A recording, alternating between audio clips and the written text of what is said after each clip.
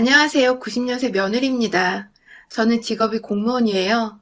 대학 졸업하기 전부터 공무원 시험 준비만 거의 4년을 했고, 운 좋게 그 4년 안에 합격을 하게 되면서 지금은 국민을 위해 일하고 있는 열혈 공무원으로 살고 있습니다. 저희 남편은 저와 같은 직업을 가졌어요. 저처럼 공무원인 것이죠. 남편은 저보다 2년 늦게 합격을 한 바람에 아직도 신입티를 제대로 벗지 못한 새내기 공무원이지만 부부가 함께 같은 직업을 가지고 살아가고 있습니다. 이대로 쭉 일할 수 있을 때까지 열심히 일을 하다가 나이 들어서는 연금을 따박따박 받으면서 나름 안정적으로 살 수 있다는 생각에 사실 노후 걱정은 따로 없는 편이고요. 그런 점이 좋아서 남편이 공무원 시험 준비하는 중에도 끝까지 기다려줬고 결국 합격증을 받아냈을 때에도 그 누구보다 남편의 성과를 기뻐했었답니다. 남편도 자신을 끝까지 믿고 기다려준 저에게 무척이나 고마워했고 저희는 서로에게 의리를 지키자는 신념 하나로 곧장 결혼까지 순차적으로 진행을 했죠. 저와 남편이 처음 만난 건 바로 공무원 시험을 준비하던 노량진에서였습니다.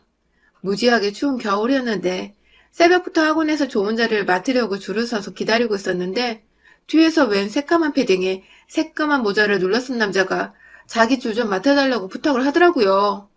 뭐 갑자기 화장실이 급해서 저러나 싶어 알겠다고 하긴 했는데 한참을 지나도 돌아오지 않던 남자. 글쎄 나중에 보니까 배가 고팠는지 편의점까지 뛰어가서는 급하게 라면을 먹고 나왔나 보더라고요. 입 근처에 미처 닦이지도 않는 라면 국물과 함께 돌아와서는 저한테 고맙다고 인사를 하면서 풍기는 라면 냄새. 평소 같았으면 얼마나 배가 고팠길래 일이 서둘렀으려나 싶어서 안쓰러워했을 텐데 그땐 신기하게 이 사람을 막 욕해주고 싶더라고요. 나도 일찍 일어나서 아침도 제대로 못 먹고 새벽부터 줄을 서며 추위에 떨고 있는데 지 혼자서 라면을 먹고 와서는 삼각김밥 하나조차 감사하다고 건네주질 않았다며 속으로 무지하게 궁시렁궁시렁 거렸었네요. 그렇게 다소 껄끄러웠던 남편과의 첫 만남을 뒤로 저희는 새벽에 학원 앞에서 줄을 서며 꽤나 자주 부딪혔습니다. 그 후로도 남편은 몇 번이고 더 저한테 자신의 자리를 맡아달라는 말을 남기곤 혼자 편의점에 가서 아침 식사를 해결하고 왔고요. 급기야 나중이 되어서는 제가 왜 이렇게 이 사람의 자리 맞는 일을 도와줘야 할까 싶어서 모른 척을 하려고 안 쓰던 모자까지 푹 눌러쓰고는 새벽에 학원으로 나섰죠. 그 때문이었는지 남편은 실제로 며칠 동안 절 찾지 못했었고 대충 보아하니 그 바람에 아침을 못 먹고 학원으로 들어가는 듯 했어요. 그러다 한 번은 남편이 바로 제 앞자리에 앉게 되었는데 오전 내내 배에서 꼬르륵거리는 소리를 내더라고요. 뒤에서까지 그 소리가 들리는 바람에 제 주변 학생들도 모두 남편의 뱃소리가 거슬렸는지 한두 명 정도 헛기침 소리를 내었고 급기야 선생님께서도 수업을 하다 말고 그 소리를 들으시곤 아침을 먹고 다니라고 그러다 쓰러진다며 애들로 안쓰러운 마음을 표현하셨죠. 이런저런 주변 상황을 겪으며 남편은 부끄러운지 괜히 고개를 들지 못한 채 수업을 받았고 그런 남편을 뒤에서 지켜보며 전 괜히 미안하고 또 걱정이 되었습니다. 연민도 느껴졌고요. 그렇게 전 다음날 다시 남편에게 얼굴을 보이며 남편이 아침을 먹고 올 수 있도록 배려를 해주었고 남편은 다시 나타난 제가 반가웠던지 처음으로 편의점 맥반석 달걀 하나를 사주더군요. 자리를 맡아줘서 고맙다고 말입니다. 그게 저희가 처음 서로에게 호감을 느낀 날이었고 그 후보다 가까워진 저희는 수험생이었음에도 불구하고 간도 크게 연애란 걸 해보게 되었답니다. 여러 번 각자 공부를 하며 스트레스가 많았어서 연애의 고비도 찾아왔었어요. 평범한 커플들처럼 저희도 연락을 왜 안 하냐 사소한 문제부터 시작해서 매일같이 같은 장소에 부딪히는 따분한 연애의 지루함을 느껴 서로에게 피곤해하기도 했죠. 그간 쌓였던 공부 스트레스를 서로에게 소리 지르며 미친 듯이 풀었던 적도 있었고 그러다가 두어 번 헤어졌던 적도 있었습니다. 하지만 그런 이별을 하고 나서도 남편은 언제나 제게 다시 다가와 줬어요. 자신이 너무 예민하고 민감했다며 잘못했다고 먼저 사과를 하고 자기 옆에 있어달라는 남편의 태도는 늘 제 마음을 흔들었고 결국 저도 그놈의 정이 뭔지 다시 남편과 교제를 하면서 기다리고 또 기다리다 결국 지금 결혼을 하게 된 것이죠. 서로 아무것도 아니었던 수험생 시절부터 시작해서 겨우 사회인으로 발을 디딘 사회초년 때에 결혼을 하고 나니 솔직히 저희도 사실 그리 여유가 있는 편은 아니었습니다. 제가 아무리 먼저 공무원 생활을 시작했다고는 한들 공무원 월급이 쥐뿔만 하니 그리 큰 돈을 모아놓은 여유가 되지 않았었고 남편은 더더욱이었죠. 게다가 저희 둘 다 아직 학자금 대출을 미처 갚지도 못한 상황이었기 때문에 월급이 돌아와도 오히려 늘 마이너스였습니다. 때문에 결혼을 할 때에는 누가 누구에게 더 기대고 할 것 없이 딱 반반으로 준비를 했고요. 집이며 가전제품이나 살림살이 그리고 식 올릴 때 필요한 비용까지도 모두 정확히 반반으로 나눴어요. 예물에다는 사치인 것 같아서 진작부터 생략하기로 둘이서 결정을 했고 부모님께 거의 도움을 받지 않기로 하고 시작한 결혼 준비였다 보니 대부분의 것들을 최소한으로 저렴하게 준비를 했습니다. 그런데 지금도 그때 생각을 하면 욕이 나오는데요. 결혼 준비를 하는 모양새가 저희 시어머니께는 무지하게 엉망으로 보였었던 것 같아요. 하나부터 열까지 모든 게 마음에 들지 않는다고 태클을 거시더라고요. 사실 남편과 연애를 할 때에는 서로가 시험 준비를 했었다 보니 주변 가족들을 만나고 인사드리는 여유를 제대로 갖출 수가 없었습니다. 그래서 연애하는 동안은 제가 시어머님을 단 한 번도 뵌 적이 없었어요.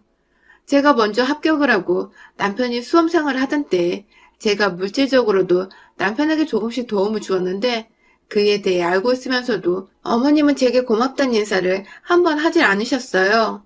거기까지는 다 이해를 합니다.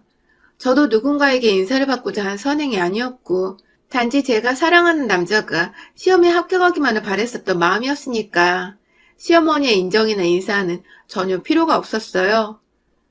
그런데 남편이 시험에 합격을 하고 난 그 다음날 생전 처음으로 시어머니께서 제게 전화를 하셨어요. 모르는 번호로 전화가 와서 누구냐고 받았더니 네가 걔냐면서 지금 당장 만나고 싶다고 절 집으로까지 부르더라고요. 그때 전 남편의 집도 처음 가본 곳이었어요. 저를 불러내고는 정말 희한한 말씀을 하셨던 시어머니. 글쎄 저보고 앞으로 남편한테는 좋은 선자리가 계속 들어올 테니 앞길 막지 말고 헤어지라고 하시더라고요. 그동안은 아들이 시험 준비를 하니까 충격을 받을까봐 상황 정리를 안 했던 건데 이젠 눈치껏 알아서 빠지라고. 그 소리를 눈 하나 깜빡 안고 하시는데 진짜 기가 막히고 황당해서 말이 안 나왔어요. 제가 이런 말까지 안 드리려 했는데 전 7급이고 남편은 9급에 합격한 거거든요. 그런데 7급 합격한 예비 며느리가 될지도 모르는 사람을 앞에 두고서 자기 아들이 9급에 합격했으니 더 좋은 선자리가 들어올 거라고 헤어지라 마라 하시는 시어머니 꼴이 정말 너무 웃긴데 황당하기도 하고 뭐 이런 무식한 세상 물정 모르는 아줌마가 다 있나 싶어서 어처구니가 없더라고요. 그날 시어머니와는 왠지 말이 안 통할 것 같아서 따로 데리고 먹고 그냥 말을 무시하고 집을 나왔습니다. 그날 밤새 내가 꿈꾸었던 공무원 부부는 이대로 끝내야 하는 걸까 싶어서 한참을 고민했고요. 천만다행히게도 남편이 중간에서 상황 정리를 잘 해주는 바람에 이런 남자면 믿고 결혼해도 되겠다 싶어서 그때부터 결혼 준비를 하게 되었죠. 남편이 그날 저에게서 자기 엄마가 하신 말씀을 전해 듣고는 집에서 아주 난리를 쳤다고 하더라고요. 세상에 7급 합격한 여자한테 9급 아들 자랑한다고 그런 뻘소리를 하면 어떡하냐고. 7급이랑 9급이랑 뭐가 더 높은 건 줄 알기나 하냐며 시어머니의 무식함을 목이 쉬어라 소리를 지르며 따져댔고 그 바람에 시어머니는 뒤늦게야 제가 더 높은 직급이라는 걸 알고는 깨갱 하시면서 저희 두 사람의 결혼을 받아들이기로 하셨습니다. 하지만 뭔가 찝찝했었는데 제 기분이 결혼 준비를 하며 현실이 되었죠. 어머님은 본인도 여유가 없어서 돈 한 푼 보태주지도 않았으면서 제 결혼에 모든 게 다 불만이더군요. 처음에는 저렴한 애식장을 잡아서 자기 손님들을 창피해 어찌 초대하냐면서 기껏 힘들게 예약해놓은 식장을 가지고 불만을 토로하셨고 저희가 함께 구하려던 전셋집의 신혼집까지도 동네가 너무 후진 게 아니냐며 마음 상할 말들을 쉽게도 내뱉어 내셨어요. 저희는 저희의 예산에 맞게 수준에 맞는 집을 구한 것 뿐이었는데도 말이죠. 그뿐만이 아니었어요. 예단의물을 삭제한 것 가지고 어른들과 상의도 없이 그런 걸 마음대로 정하면 어떡하냐고. 일하는 와중에 전화를 하셔서는 한참 제게 욕을 퍼부으셨어요. 자기 아들도 똑같이 공무원이고 저와 같은 시간에 일을 하고 있는 걸 다 아시면서도 아들한테 말을 하라고 하니 아들은 일하느라 바빠서 전화하면 안 된다고 하셔놓고 며느리 될 저한테는 뭐가 그리 쉽고 만만하셨는지 오랫동안 수화기를 붙잡고 제게 따져댔어요. 그러고 난 후 전 도저히 남편한테 말을 전할 기운조차 남아있질 않아서 그날 퇴근을 하고 나서 남편과 함께 드레스를 보러 가기로 한 약속도 펑크를 냈고 뒤늦게야 저한테 무슨 일이 있었는지를 눈치챈 남편이 또다시 집에서 난리를 피우며 시어머니께 대든 바람에 시어머니는 또다시 일시적으로 깨갱하시며 결혼하는 순간까지 일물 에덴에 대해서는 일절 한마디도 하지 않으셨습니다. 뭔가 남편이 중간에서 상황 정리를 잘 해줘서 해결이 매번 되기는 했지만 극단적으로 어머님의 입을 잠깐 막아뒀다가 다시 언제든 열릴 수 있다는 위험과 걱정을 늘 감수해야만 했죠. 결혼을 하고 나서도 어머님은 늘 한결같았어요. 또다시 제가 남편에게 일러바쳐서 아들한테 해코지를 된통 당할까봐 저한테 대놓고 뭐라고 잔소리를 하거나 괴롭히는 말을 꺼내진 않으셨지만 늘 제 기분을 살살 긁으면서 절 자극하고 제 자존심을 망가뜨리려 하셨어요. 비록 급수는 제가 더 높지만 자기 아들의 인물이 더 반반하고 자기 아들의 인품이 더 좋아서 언제든지 이 아이는 좋은 사람을 만날 수 있었다면서 절 며느리로 삼은 것이 후회가 된다는 소리를 꼭 주변에 자기 친구분들께 늘어놓더라고요. 친구분들뿐만 아니라 시댁 친인척이 모여있을 때에도 꼭 그런 소리를 남편이 없을 때 꺼내곤 했어요. 그러면 전 거기다 무슨 반박을 해야 할지 모르겠어서 늘 듣고만 있었고 친척들은 제 눈치를 살살 보며 저만큼이나 분위기를 민망해했고 뒤늦게 온 남편은 그 소리를 듣지 못했으니 딱히 화낼 것도 없었고요. 그러다 결국 어머님은 그 소원을 이뤄내셨습니다. 얼마 전에 있었던 일인데요. 어머님께서 김장을 해야 한다며 저를 한 달 전부터 그렇게 오라오라 하셨어요.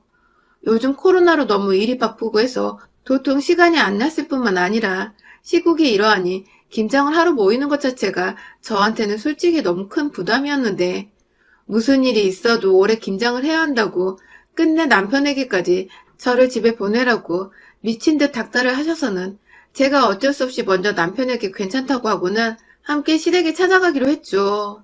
시어머니는 재료 준비를 하나도 하지 않으셨고 저한테 미리 장을 보라고까지 주문을 하시는 바람에 제가 전날부터 퇴근을 하자마자 작정하고 김장 재료들을 준비해서는 다음날 차를 끌고 시댁에 갔어요. 시댁에 가니 어머님은 제가 남편을 데려올 줄을 몰랐던지 남편을 보자마자 넌 여길 왜 왔냐며 화를 내시더라고요. 자기 아들이 김장 담그는 고생을 할 게 뻔하니까 미리부터 걱정이 되어 아들을 돌려보내고 싶었던 시어머니의 속마음이었겠죠. 그 모습을 보니 더 화딱지가 나서 남편을 옆에 꼭 붙여두곤 거실 한가운데에 김장을 할 자리를 폈습니다. 신문지를 잔뜩 깔고 그 위에 배추부터 물에 절여놓곤 기다리는 시간 동안 이것저것 재료를 손질하고 나중에 같이 먹을 수육을 만들고 했죠. 남편은 혹여나 제가 힘들까봐 계속해서 제 옆을 어슬렁거리며 따라 도와줬고 시어머님은 그게 내내 불편하고 열받으셨는지 지속적으로 한숨을 쉬셨어요. 그런데 김치를 만들다 말고 시어머니께서 절 갑자기 부엌 구석으로 부르시더라고요. 정신없던 와중에 어머님의 부름을 따라 들어가니 어머님은 팔짱을 낀 채로 저를 노려보다 또 한숨을 크게 쉬시고는 귓속말을 하셨어요. 남편을 집으로 보내라고 말이죠. 이해가 가질 않았습니다. 일거리가 잔뜩 남아있는데 남편을 집에 보내면 시어머니와 저 단둘이서 이걸 다 해야 한다는 소리인데 전 도저히 이 김장을 다 할 자신이 없었거든요. 그래서 어머님께 사실대로 말씀드렸어요. 전 이 김장을 어머님과 둘이서 다 끝낼 수 없으니 남편이 필요할 것 같다고 말이죠. 그러자 어머님은 제 말에 헛웃음을 지으시며 맞아 대답을 하시더라고요. 누가 이걸 너랑 둘이서 한대? 너 혼자 하는 거야. 라고 말입니다. 적어도 몇십 포기의 배추를 요구하셔서 그만한 양의 배추를 사왔고 다 같이 할 줄 알고 있던 그 많은 배추를 다 소금물에 절여놨는데 시어머님은 이제 와서 남편을 집에 보내고 저 혼자서만 이 많은 김장을 다 하라고 시키고 계셨던 겁니다. 당연히 그걸 고지고대로 들을 죄가 아니었죠. 저도 황당하다는 표현을 했어요. 요즘 그렇게 김장을 혼자 하며 고생하고 사는 며느리가 어딨냐며 제가 화가 난 바람에 목소리가 자연스럽게 높아져 버렸는데요. 그 바람에 거실에 있던 남편이 듣고 부엌으로 달려왔어요.